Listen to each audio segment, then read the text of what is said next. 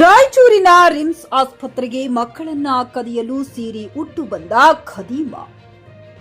ರಾಯಚೂರಿನ ರಿಮ್ಸ್ ಆಸ್ಪತ್ರೆಯಲ್ಲಿ ವ್ಯಕ್ತಿಯೋರ್ವ ಮಹಿಳೆಯ ವೇಷ ಧರಿಸಿ ನವಜಾತ ಶಿಶುವನ್ನ ಕದಿಯಲು ಬಂದು ಸಿಕ್ಕಿಬಿದ್ದ ಘಟನೆ ನಡೆದಿದೆ. ರಾಯಚೂರಿನ ರಿಮ್ಸ್ ಆಸ್ಪತ್ರೆ ಬೆಳಗಿನ ಜಾವ 2 ಗಂಟೆಯ ಸುಮಾರಿಗೆ ವ್ಯಕ್ತಿಯೋರ್ವ ಮಹಿಳೆಯ ವೇಷದಲ್ಲಿ ಶಿಶುವನ್ನ ಕದಿಯಲು ಬಂದು ಸಿಕ್ಕಿಬಿದ್ದಿದ್ದಾನೆ. ಆಸ್ಪತ್ರೆಯ ಸೆಕ್ಯೂರಿಟಿಗಳು ಮಲಗಿರುವುದನ್ನ ಗಮನಿಸಿ ಸಿಬ್ಬಂದಿಯ ಕಣ್ಣು ತಪ್ಪಿಸಿ 4ನೇ ಮಹಡಿಯಲ್ಲಿರುವ ಬಾಣಂತಿಯರ ಕೊಠಡಿಗೆ 3 ಆರೋಪಿಗಳು ಬಂದಿದ್ದು, ಈ ವೇಳೆ ಎಚ್ಚರಗೊಂಡ ಬಾಣಂತಿಯರ ಕುಟುಂಬಸ್ಥರು ಜೋರಾಗಿ ಕಿರುಚಿದ್ದಾರೆ.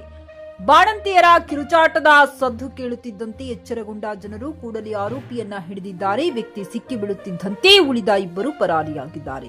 ಸದ್ಯ ಆರೋಪಿಗೆ ಥಳಿಸಿ ಸ್ಥಳೀಯ ಪೊಲೀಸರು ವಶಕ್ಕೆ ನೀಡಲಾಗಿದ್ದು, ಪೊಲೀಸರು ವಿಚಾರಣೆ ನಡೆಸುತ್ತಿದ್ದಾರೆ. ಗಾರಲದಿನಿ ವೀರನಗೌಡ, ಜಿಕೆ ನ್ಯೂಸ್ ಕನ್ನಡ, ರಾಯಚೂರು.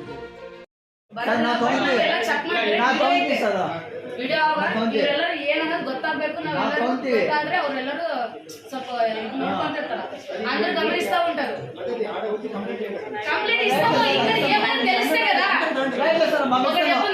ಯಮ್ಮ ಆಡ್ದಂಗ್ ಮಾತ್ರ ಮುಸ್ಕೇಸ್ಕೊಂಡು ಸರಿನಾ ಅವಳೆ ಮಗಳ ಆಡ್ದಂಗ್ ಗೆಲ್ಪಿ ಬಟ್ಟ ಮಗಳ ಐತೆ ಬಟ್ಟಲೆ ನೋಡ್ಬೇಕು ನೋಡಿ ಜೇಸ್ಕೊಂಡು ನಿಲ್ಸ್ಕೋಬೋದ